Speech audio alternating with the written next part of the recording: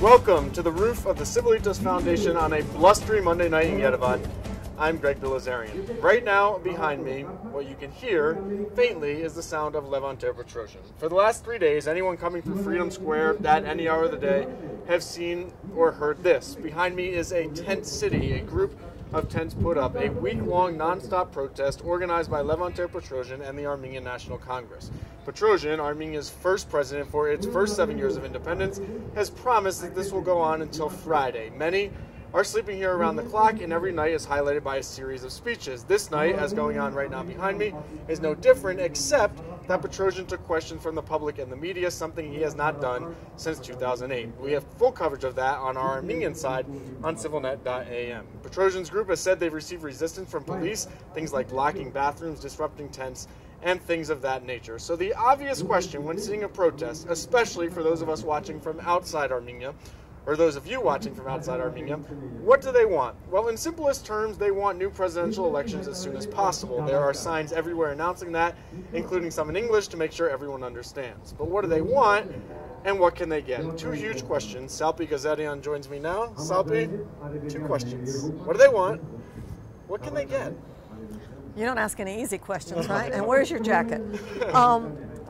You know, Greg, it's really hard to say. This is really reminiscent of 1988 when the movement started and when people had no access to media, no access to public spaces where they could gather. And the way to get information across and the way to get to rally support was to have public rallies out in the streets. And guess what? It seems like not much has changed. They don't have access to the media in which they wished, in ways in which they wished they did. And as a result, they're out in the streets, in this particular case here behind us in Freedom Square, talking about the things that they want. Their demands, as President Derbedrosian listed them on Friday evening when they announced this, are quite disparate. There are 8 items on the list. They begin with things like extraordinary presidential and parliamentary elections before the end of this year. Don't forget, parliamentary elections are scheduled for May of next year. But they want them held earlier. They want changes made in the electoral code. They want one of their activists who's still detained freed. And then they want things like the architectural face of Yerevan should change, and the attempt to remove illegally constructed kiosks off city streets should change. So it's really quite an eclectic list. None of them not important, but things that are difficult to implement in the 1 week time in which they have demanded. Now, what's also clear is that this is really an attempt to keep attention on them. President Derbedrosian, the first president who's now answering questions, as you said, just said a few minutes ago, we need to keep this going until October 6th, which is when the president of France, President Sarkozy, will be in town. He said, and we will remind him that this is a continuation of the French Revolution. A little earlier, he said, you know, if we don't do things like this and we don't continue to be an active player, then people won't have to take stock of us. People like Vartan Oskanyan won't have to take stock of us. So it's a whole lot of different intents. What will they get? I don't know. What's different? I mean, this happens anyway. This happens on random Friday nights in Yerevan. It's just this time it's a week. What's different? I mean, is 50 tents or whatever the number is that it? It in itself is a way to turn that number 50 into 100 and 150. So just the of it is a way to try to attract additional support. And the other thing is that it's not summer anymore, it's fall. It's the fall immediately before the winter that comes immediately before the parliamentary elections. And he's right, they really do have to remain on the scene. They have to remain on the scene, remind people that they exist, even if their numbers are dwindling, and even if their relationship with the authorities are not as acute as they were, which in itself was an attention gatherer. Now it isn't, and so now people are wondering, really, are they just playing in order to arrive at some sort of deal and find a way to divide up the spoils come election time? It's complicated. It is always a game, and something we'll certainly keep our eyes on. Coincidentally, and perhaps sadly, because of the neglect, while this was going on in all its noise and all its pomp and all its circumstance, quietly, there were about 50 people not far away from where this is going on, standing on the edge of what is known as Swan Lake. We do a video of that. It was a candlelight vigil. It's been almost 1 year to the day since 20-year-old Zaraoui Petrosian was beaten to death, allegedly by her husband and her mother-in-law, allegedly over attempts to extort money for her family. The case is still in court right now. The latest is that there have been recent developments. There's plenty going on, and the next appearance in court is scheduled to take place on October 14th of 2011. It has been said that experts have made quite a few determinations, such as there is no way she could have died by falling down the stairs. Activists fighting domestic violence mostly made up the small group. There were groups such as Pink Armenia, the Women's Resource Center, and others were involved in tonight's vigil. For many, Zaroui's death is simply the most public example of a major domestic violence problem.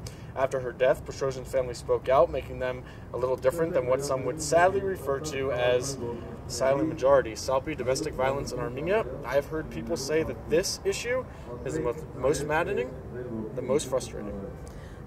Frustrating is a perfect word. Like you said, Greg, the vigil, the memorial for Zaroui Bedrosian was held, what, 50 yards from where there are now several thousand people at the Der Bedrosian rally. And this says so much about the fragmentation of Armenian civil society. Nobody says what happened to Zaroui is a good thing. Nobody makes excuses for it. And yet, people didn't walk from over there to over here to express solidarity, number one. Number two, as everywhere, domestic violence is, it's, your dirty laundry at home, right? You don't talk about it. And here in this society particularly, it's going to be a huge uphill battle to improve the laws and to improve public awareness. Create the laws. There are some laws on the books. Obviously, violence is violence, whether it's domestic or otherwise. So there are laws on the books, but not the kinds of laws that will make it easier to bring to justice people in this situation. You said allegedly, because it's been a year and this issue is still in the courts and there's still not been a conviction, when there are witnesses who are ready to say that this was an altercation between mother-in-law and son and daughter-in-law. Yep.